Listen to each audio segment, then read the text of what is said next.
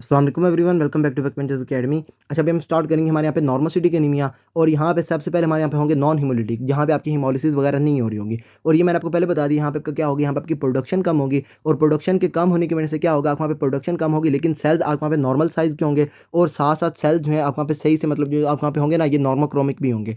अच्छा, यहाँ पे हमने एक देखना हमारे यहाँ पे आप वहाँ पे एनीमिया ऑफ क्रोनिक डिजीज़, ये मैंने आपको पहले करवा दिया हुआ। एनीमिया ऑफ क्रोनिक डिजीज़ में आपको सिंपल याद रखना है, आप वहाँ पे आयरन जो है ये क्या हो जाती है, आप वहाँ पे लॉक हो जाती है। और लॉक होने की वजह से आयरन नहीं आती आगे, बोन मैरो को आयरन नहीं मिलेगी। तो यहाँ पे क्या होगा, बोन मैरो जो है ये आप वहाँ पे हीम की सिंथेसिस नहीं करवा रहा होगा। और हीम कम होगी तो आपका जो पेशेंट है उसको वहाँ पे हो रहा होगा एनीमिया ऑफ क्रोनिक डिजीज। अच्छा, यही सेम केस जो है ये आप वहाँ पे आयरन डेफिशिएंसी एनीमिया में भी होता है। आयरन डेफिशिएंसी एनीमिया में भी आपने याद रखना है, अर्ली स्टेज जो है ये आपकी क्या करवाएगी, पेशेंट के अंदर वहाँ पे नॉर्मोसिटिक एनीमिया करवाएगी। और वहाँ पे क्या होगा, आयरन नहीं आ रही होगी, आयरन की डेफिशिएंसी होगी, लेकिन वहाँ पे लैब्स फाइंडिंग जो है ये आपका थोड़ी सी डिफरेंट है। ये आपने वहाँ से देख लेना, वहाँ पे भी क्या होगा, आप वहाँ पे हीम सिंथेसिस नहीं होगी। अच्छा, उसके बाद जो होगा आपका जो पेशेंट है उसको वहाँ पे एनीमिया आप वहाँ पे हो रहा होगा। अच्छा, इसके बाद आपने वहाँ पे याद रखना है, हमारे यहाँ पे क्रोनिक किडनी डिजीज़ जो है ये भी पेशेंट के अंदर करवाती है हमारे यहाँ पे नॉर्मोसिटिक एनीमिया। और यहाँ पे भी क्या होगा, आपका जो पेशेंट है उसको वहाँ पे क्रोनिक किडनी, आप वहाँ पे किडनीज़ वगैरह आप वहाँ पे इंजर्ड होंगी। तो किडनीज़ का काम होता है वहाँ पे आपकी एरिथ्रोपोइटिन को प्रोड्यूस करवाना। एरिथ्रोपोइटिन नहीं आएगी तो बोन मैरो को आप वहाँ पे स्टिमुलेट नहीं करेगी, और वहाँ से आरबीसीज़ की प्रोडक्शन कम हो रही होगी। ये आपके एरिथ्रोपोइटिन के कम होने की वजह से होगी। और आयरन डेफिशिएंसी एनीमिया की अर्ली स्टेज जो है वो क्या करवाएगी, पेशेंट के अंदर वहाँ पे नॉर्मोसिटिक एनीमिया करवाएगी। एनीमिया ऑफ क्रोनिक डिजीज़ भी मैंने आपको वहाँ पे आयरन डेफिशिएंसी एनीमिया के अंदर ही करवा दिया था। अच्छा, इसके बाद हमारे यहाँ पे रह जाती है हमारे यहाँ पे ए प्लास्टिक एनीमिया। सिंपल आपने इसके अंदर याद रखना है, यहाँ पे आपको नाम ही बता रहा है, पेशेंट के अंदर एनीमिया होगा और यहाँ पे ए प्लास्टिक एक्टिविटी होगी। यहाँ पे आपकी जो है सेल्स जो है ये आपके डिवाइड नहीं कर रहे होंगे। अच्छा, यहाँ पे आपने याद रखना है, यहाँ पे आपकी फेलियर हो जाएगी या फिर आपको डिस्ट्रक्शन हो जाएगी हिमेटोपोइटिक स्टेम सेल की। अच्छा, आपको पता है हिमेटोपोइटिक स्टेम सेल जो है यही आप वहाँ पे बना रहा होता है, हमारे यहाँ पे लिम्फोइड स्टेम सेल बना रहा होता है, और यही आप वहाँ पे माइलॉइड स्टेम सेल्स भी बना रहा होता है। अच्छा, यहाँ पे क्या होगा, आप वहाँ पे हिमेटोपोइटिक स्टेम सेल की डिस्ट्रक्शन हो जाएगी, फिर आपको वहाँ पे फेलियर हो जाएगी, तो ये सीरीज नहीं बनेगी। अच्छा, यहाँ से आगे आपको वहाँ पे फर्दर सीरीज जो आप वहाँ पे चलनी है, आप वहाँ पे लिम्फोइड स्टेम सेल जो आप वहाँ पे टीबी, उसके बाद आपको वहाँ पे नेचुरल किलर सेल जो है ये आप वहाँ पे बनने हैं, तो ये भी आप वहाँ पे नहीं बनेंगे। और यहाँ से आपको सारे के सारे ग्रैनुलोसाइटोसिस वगैरह नहीं होगी, प्लेटलेट्स वगैरह आप वहाँ पे नहीं बन रहे होंगे। तो यहाँ पे क्या होगा, आपका जो पेशेंट है उसके अंदर वहाँ पे सारे के सारे सेल्स कम होंगे। और यहाँ पे जो आपने मेजर चीज़ याद रखनी है, that is our pancytopenia. Aplastic anaemia के केस में आपको वहाँ पे मिलेगा पैनसाइटोपिनिया। अच्छा, इसके बाद कॉजेज में आपको मिल सकता है, हमारे यहाँ पे रेडिएशन वगैरह हो सकती हैं पेशेंट को। अच्छा, उसके बाद आपके जो पेशेंट है उसके वहाँ पे वायरल आपके एजेंट्स, इसमें आपने याद रखना है एबीवी वायरस, एचआईवी, उसके बाद हमारे यहाँ पे हेपेटाइटिस वायरसेस, सीएमवी वायरस भी करवा सकता है, CK2 पे लिखा हुआ है। अच्छा, उसके बाद वहाँ पे उन्होंने लिखा हमारे यहाँ पे पार्वो वायरस B19 जो है ये भी करवा सकता है। अच्छा, ये आपको पता है पार्वो वायरस B19 जो है ये क्या करता है, आपके पेशेंट के अंदर करवाता है ए प्लास्टिक क्राइसिस। और यहाँ पे आपने याद रखना है ये क्या करता है, आपको वहाँ पे जाता है और ये जो आपके होते हैं ना एरिथ्रोब्लास्ट वगैरह, उनको ये क्या करता है, आप वहाँ पे जाके ना ये रोक रहा होता है। आपके जो होते हैं ना हमारे यहाँ पे एरिथ्रोसाइट प्रोजेनिटर सेल्स, उसके अंदर जाके ये ग्रो कर रहा होता है, और वो आप वहाँ पे आगे ग्रो नहीं कर रहे होते। तो वहाँ पे क्या होता है, एरिथ्रोसाइट ही सिर्फ और सिर्फ आप वहाँ पे जो है ना, ये आप वहाँ पे क्या कहते हैं, आप वहाँ पे आगे ग्रो नहीं कर रहे होते। और वहाँ पे पेशेंट के अंदर आपको ये सिर्फ और सिर्फ आरबीसीज जो है ये आपको वहाँ पे कम होते हैं। तो यहाँ पे क्या होता है, पार्वो वायरस B19 जो है इसके केस में आपको सिर्फ और सिर्फ एनीमिया मिलता है, और बाकी सारे के सारे सेल्स आप वहाँ पे सही से बन रहे होते हैं, और वहाँ पे आपको जो है ये पैनसाइटोपिनिया नहीं मिलता। उसके बाद ये जो पार्वो वायरस B19 है ये आपका जो है ना, जब आपके पेशेंट होंगे जो आप वहाँ पे टोटली बोन मैरो के ऊपर आप वहाँ पे डिपेंड कर रहे होंगे, आप वहाँ पे प्रोजेनिटर सेल्स के ऊपर डिपेंड कर रहे होंगे प्रोडक्शन के लिए, तो वो आपने इसके अंदर याद रखना, हमारे यहाँ पे हेरिडेटरी स्फेरोसाइटोसिस या फिर आपका जो बीटा थैलेसीमिया मेजर है उसके अंदर आपका पेशेंट होगा, या फिर आपका जो पेशेंट है उसके अंदर वहाँ पे सिकल सेल एनीमिया होगा, जहाँ पे आपकी कॉन्टिन्यूसली आपको जो है ये ब्रेक डाउन हो रही होती है आप वहाँ पे आरबीसीज की, और वहाँ पे आपका पेशेंट जो है ये टोटली डिपेंडेंट होता है हमारे यहाँ पे प्रोजेनिटर सेल्स के ऊपर, वहाँ पे आपके आरबीसीज की प्रोडक्शन के ऊपर। तो यहाँ पे क्या होगा, जब आपके जो पेशेंट है उसके वहाँ पे ये पार्वो वायरस B19 अफेक्ट करेगा, तो ये क्या करेगा, एरिथ्रोपोइसिस जो है इसको वहाँ पे आपकी कम कर रहा होगा, और ये पेशेंट जो है इसके अंदर वहाँ पे आपका अनीमिया वर्स हो रहा होगा। और आपने ये ए प्लास्टिक क्राइसिस में आपने याद रखना है कि जो पेशेंट है उसके अंदर आपको वहाँ पे वर्सनिंग एनीमिया मिलेगा, और साथ साथ रेटिकुलोसाइट काउंट जो है ये पेशेंट के अंदर आपको वहाँ पे कम होगा। अच्छा, इसके बाद जो है ये आप वहाँ पे कॉजेज में आपने याद रखना है वायरल कॉजेज, और यहाँ पे आपने आपको वहाँ पे याद, मैंने आपको बता दिया हमारे यहाँ पे पार्वो वायरस B19 भी करवा सकता है, लेकिन वो क्लासिकली क्या करवाता है, ए प्लास्टिक क्राइसिस करवाता है। अच्छा, इसके बाद आपका जो पेशेंट है उसके अंदर वहाँ पे ये फैंकोनी एनीमिया हो सकता है। अच्छा, इसमें क्या होता है, आपका जो पेशेंट है उसके वहाँ पे ये जो DNA रिपेयर जीन होता है ये आप वहाँ पे डिफेक्ट हो जाता है, इसके अंदर autosomal recessive DNA repair defect होता है, और यहाँ पे बोन मैरो ही आपको वहाँ पे फेलियर हो जाता है। बोन मैरो फेल हो जाएगा तो ये क्या करेगा, आप वहाँ पे आपके हेमेटोपोइटिक स्टेम सेल आगे ग्रोथ नहीं कर रहे होंगे, और पेशेंट के अंदर हो रहा होगा पैनसाइटोपिनिया। अच्छा, यहाँ पे क्या होता है, आपके जो पेशेंट उसके अंदर वहाँ पे आपको ये नॉर्मोसाइटोसिस और साथ साथ मैक्रोसाइटोसिस भी मिल सकती है। अच्छा, इसके बाद क्लासिक फाइंडिंग्स में आपको जो पेशेंट है उसके अंदर वहाँ पे आपको शॉर्ट स्टेचर मिलता है, कद उसका छोटा होता है। अच्छा, कैफे ओलेट स्पॉट्स जो हैं ये आपको मिलते हैं, ये क्या होते हैं, जो होते हैं ना बर्थ मार्क्स जिसको हम कहते हैं, आपके जो पेशेंट उसके अंदर वहाँ पे आपको ये बर्थ मार्क मिलते हैं, और यहाँ पे उसकी स्किन के ऊपर आपको हाइपर पिगमेंटेशन एरियाज मिल रहे होते हैं। अच्छा, इसके बाद आपको आपका जो पेशेंट है उसके अंदर वहाँ पे ये थंब या रेडियल डिफेक्ट्स वगैरह मिल सकते हैं और यहाँ पे ये पेशेंट को प्रीडिस्पोज कर रहा होता है मेलिग्नेंसी की तरफ। इसके बाद जो है ये आपको एडियोपैथिक कॉजेज में आपको वहाँ पे इम्यून मेडिएटेड वगैरह आपको मिल सकते हैं, या फिर आपको जो है ये प्राइमरी स्टेम सेल डिफेक्ट वगैरह मिल सकता है, और ये जो है आपको वहाँ पे मे फॉलो आपको वहाँ पे एक्यूट हेपेटाइटिस।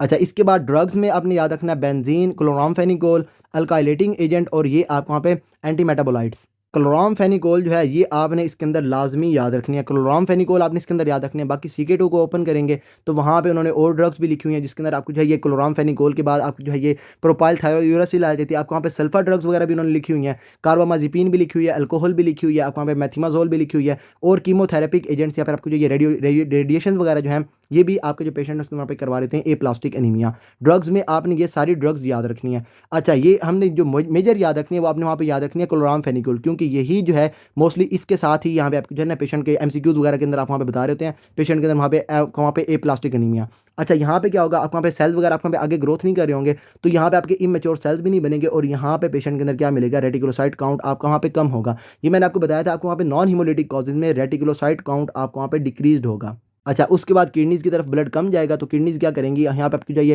एरिथ्रोपोइटिन जो है इसको वहाँ पे आपकी ज़्यादा स्क्रीट कर रही होंगी, तो सर्कुलेशन में आपको ये एरिथ्रोपोइटिन जो है ये आपको वहाँ पे ज़्यादा मिल रहा होगा। पेशेंट आपके पास प्रेजेंट कैसे करेगा, पेशेंट आपके पास प्रेजेंट करेगा पैनसाइटोपिनिया के साथ।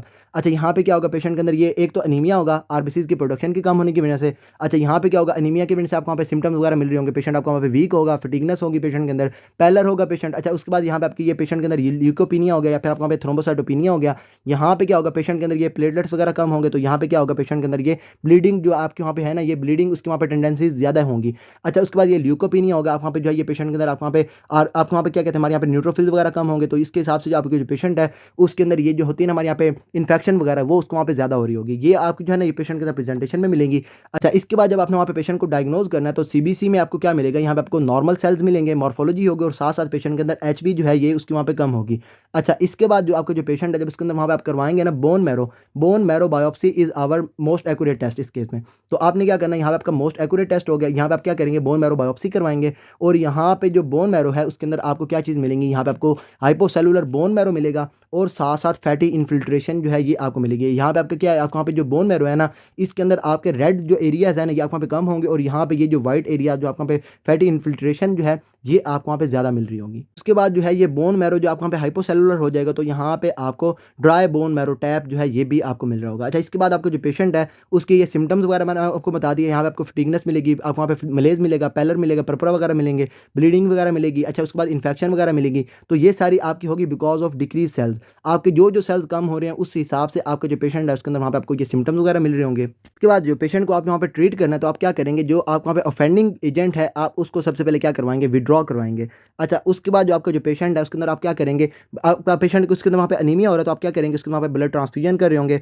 पेशेंट के अंदर इन्फेक्शन वगैरह हो रही है तो आप क्या करेंगे, पेशेंट को वहाँ पे आप एंटीबायोटिक्स वगैरह दे रहे होंगे। अच्छा, उसके बाद पेशेंट के अंदर ये आप वहाँ पे थ्रोम्बोसाइटोपिनिया हो रहा है तो आप क्या करेंगे, पेशेंट को वहाँ पे आप जो ये आपके जो प्लेटलेट्स हैं ये आप वहाँ पे पेशेंट को दे रहे होंगे। इसके बाद आपने क्या करना है, यंग पेशेंट के केस में आप वहाँ पे बोन मैरो एलोग्राफ्ट या फिर आपने जो आपके जो यंग पेशेंट्स होंगे उसमें आपने वहाँ पे बोन मैरो ट्रांसप्लांट करवाना है। अच्छा, ओल्ड एजेस में जब आपका जो पेशेंट है ये आप वहाँ पे more than 50 years of age का होगा या फिर उसको वहाँ पे कोई भी डोनर वगैरह नहीं मिल रहा, तो उस केस में आपने क्या करना है, वहाँ पे आपने पेशेंट को यूज़ करवानी है हमारे यहाँ पे इम्यूनोसप्रेसिव एजेंट्स, और यहाँ पे आपने याद रखना है पेशेंट को आप क्या देंगे, हमारे यहाँ पे साइक्लोस्पोरिन वगैरह दे रहे होंगे। उसके बाद आप यहाँ पे पेशेंट को दे रहे होंगे हमारे यहाँ पे एंटीथाइमोसाइट आपके वहाँ पे ग्लोबुलिन्स, और उसके बाद यहाँ पे CK2 पे उन्होंने वहाँ पे लिखा हमारे यहाँ पे एल ट्रोम्बोबैग आप वहाँ पे पेशेंट को देंगे ताकि आपके जो पेशेंट है उसके वहाँ पे ये आपकी जो डिस्ट्रक्शन हो रही है ना ऑटो इम्यून मैरो डिस्ट्रक्शन आप इसको वहाँ पे प्रिवेंट कर रहे हो।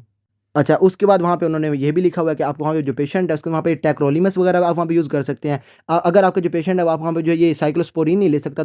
अच्छा, उसके बाद अगर आपका जो पेशेंट है उसके अंदर वहाँ पे कोई भी इन्फेक्शन वगैरह की वजह से है तो आप इन्फेक्शन को अग्रेसिवली ट्रीट कर रहे होंगे। अच्छा, यहाँ पे आपके ट्रीटमेंट में आप क्या करेंगे, पेशेंट को आप वहाँ पे कॉजेज़ वगैरह को ख़त्म कर रहे होंगे, इम्यूनोसप्रेसिव एजेंट्स आप वहाँ पे देंगे। जब आपका जो पेशेंट है उसके अंदर वहाँ पे ये बोन मैरो ट्रांसप्लांट आप वहाँ पे नहीं मिल रहा, कोई भी डोनर वगैरह आप वहाँ पे नहीं मिल रहा, या फिर आपका जो पेशेंट है वो आप वहाँ पे ओल्ड एजेस का है, आप वहाँ पे उसके अंदर बोन मैरो ट्रांसप्लांट नहीं कर सकते, तब आप क्या करेंगे, पेशेंट के अंदर वहाँ पे इम्यूनोसप्रेसिव एजेंट्स वगैरह दे रहे होंगे। यहाँ पे आप पेशेंट को देंगे आप वहाँ पे साइक्लोस्पोरिन देंगे, और यहाँ पे पेशेंट को आप वहाँ पे देंगे एंटीथाइमोसाइट ग्लोबुलिन। अच्छा, उसके बाद यहाँ पे बोन मैरो ट्रांसप्लांट आप वहाँ पे करवाएंगे पेशेंट जो आप वहाँ पे यंग एज का होगा, और जिसको आप वहाँ पे जो ये डोनर वगैरह जिसको मिल गया होगा तो उसमें आप क्या करेंगे, बोन मैरो ट्रांसप्लांट करेंगे। RBC या फिर आप वहाँ पे प्लेटलेट इन्फ्यूजन आप वहाँ पे ट्रांसफ्यूजन वगैरह कर रहे हो। اور اس کے بعد بون میرو کو اسٹیمولیٹ کرنے کے لیے آپ وہاں پہ اسٹیمولیٹنگ فیکٹرز وغیرہ آپ وہاں پہ دے رہے ہوں گے. فار ایگزامپل آپ کے جو یہ گرینولوسائٹ مونوسائٹ کالونی اسٹیمولیٹنگ فیکٹر وغیرہ جو ہیں یہ پیشنٹ کو دے رہے ہوں گے. اور ڈفرنٹ ٹائپ کے آپ کے جو ہوتے ہیں نا اسٹیمولیٹنگ فیکٹر, فار ایگزامپل آپ وہاں پہ ایریتھروسائٹس کے لیے یا پھر آپ کے جو بھی ہیں اس کے لیے آپ وہاں پہ پیشنٹ کو دے رہے ہوں گے ہمارے یہاں پہ آپ کا بون میرو اسٹیمولیشن ایجنٹس. سمپل آپ نے اس کے اندر کیا یاد رکھنا ہے, یہاں پہ آپ کا پیشنٹ جو اس کے اندر وہاں پہ ریٹیکولوسائٹ کاؤنٹ کم ہوگا, پینسائٹوپینیا آپ کو ملے گا. کازز میں آپ نے ایک ہمارے یہاں پہ یاد رکھنے کلورامفینیگول. اچھا اس کے بعد آپ نے وہاں پہ ٹاکسنز بھی یاد رکھنے ہیں, ٹاکسنز میں آپ وہاں پہ کلیننگ ایجنٹس وغیرہ ہو سکتے ہیں. اچھا اس کے علاوہ یہاں پہ بینزین ہو سکتی ہے یا پھر کوئی بھی انسیکٹیسائڈز وغیرہ جو ہیں یہ بھی پیشنٹ کے اندر وہاں پہ کروا سکتے ہیں اے پلاسٹک انیمیا. اچھا یہاں پہ اپنے یہ فینکونی انیمیا یاد رکھنا ہے, یہاں پہ آپ کا جو ہے یہ ڈی این اے ریپیئر ڈیفیکٹ ہوتا ہے اور یہاں پہ بون میرو کی فیلئر اس کی وجہ سے ہو رہی ہوتی ہے. وائرل ایجنٹس آپ کے ہو گئے. اچھا اس کے بعد یہ آپ وہاں پہ ایڈیوپیتھک کازز بھی ہو سکتی ہے یا پھر آپ وہاں پہ ڈرگز ہو سکتی ہیں. ڈرگز میں آپ نے یہاں پہ یاد رکھنا ہے سلفا ڈرگز بھی کروا سکتی ہیں. اس کے بعد یہ کلورامفینیکول ہو گئی. اچھا اس کے بعد آپ نے وہاں پہ یاد رکھنا ہے کاربامازیپین بھی کروا سکتی ہے, میتھیمازول بھی کروا سکتی ہے, الکوہول وغیرہ بھی کروا سکتی ہے, اور یہ کیموتھراپک ایجنٹس جو ہیں یہ بھی وہاں پہ کروا سکتے ہیں. اچھا پیشنٹ کے اندر کیا ہوگا, پینسائٹوپینیا ہوگا. اور یہاں پہ بون میرو میں آپ کو کیا چیز ملے گی, یہاں پہ آپ کو فیٹی انفلٹریشن ملے گی, اور سمٹم جو ہے یہ آپ وہاں پہ سیلز کے کم ہونے کے حساب سے آپ وہاں پہ سمٹمز ملے ہوں گے. اور ٹریٹمنٹ میں آپ کیا کرنا ہے, ٹریٹمنٹ میں آپ نے کیا کرنا ہے, سب سے پہلے آپ وہاں پہ اوفینڈنگ ایجنٹ کو ختم کرنا ہے. اچھا اس کے بعد اگر ینگ پیشنٹ ہے اس کو وہاں پہ ڈونر مل گیا تو آپ وہاں پہ کروائیں گے بون میرو ٹرانسپلانٹ. اچھا اگر اولڈ ایجز ہے یا پھر اس کو وہاں پہ ڈونر نہیں ملا تو آپ وہاں پہ امیونوسپریسو ایجنٹس وغیرہ یوز کر رہے ہوں گے, سائکلوسپورین اور یہاں پہ آپ کی اینٹی تھائموسائٹ گلوبلین. اچھا اس کے بعد آپ وہاں پہ جو پیشنٹ ہے اس کو وہاں پہ بلڈ کم ہو رہا ہے تو آپ وہاں پہ اس کو آر بی سیز وغیرہ دے رہے ہوں گے, پلیٹلیٹس کم ہو رہے ہیں تو آپ اس کو وہاں پہ یہ آپ وہاں پہ پلیٹلیٹ ٹرانسفیوژن کر رہے ہوں گے. پیشنٹ کو وہاں پہ انفیکشن وغیرہ ہو رہی ہے تو آپ اس کو وہاں پہ اینٹی بایوٹکس وغیرہ دے رہے ہوں گے. اور یہاں پہ آپ نے یاد رکھنا ہے آپ کی انفیکشن کو آپ اگریسولی ٹریٹ کریں گے. اور اس کے بعد ہمارے یہاں پہ جو ہے نا یہ پیشنٹ کو یہ بون میرو اسٹیمولیشن آپ کے ایجنٹس وغیرہ جو ہیں یہ آپ وہاں پہ پیشنٹ کو دے سکتے ہیں. تو یہ سارا ہے ہمارے یہاں پہ اے پلاسٹک انیمیا کے اندر. فردر آپ کو اس کے اندر کوئی بھی پرابلم ہونے لیکن آسمی اینڈ ٹل دین اللہ حافظ. You're never gonna make it, you're not good enough. There's a million other people with the same stuff. You really think you're different? Man, you must be kidding. Think you're gonna hit it, but you just don't get it. It's impossible, it's not probable, you're irresponsible. Too many obstacles, you gotta stop it, yo. You gotta take it slow, you can't be a pro. Don't waste your time no more. Who the fuck are you to tell me what to do? I don't give a damn if you say you disapprove. I'm gonna make my move, I'm gonna make it soon. And I'll do it cause it's what I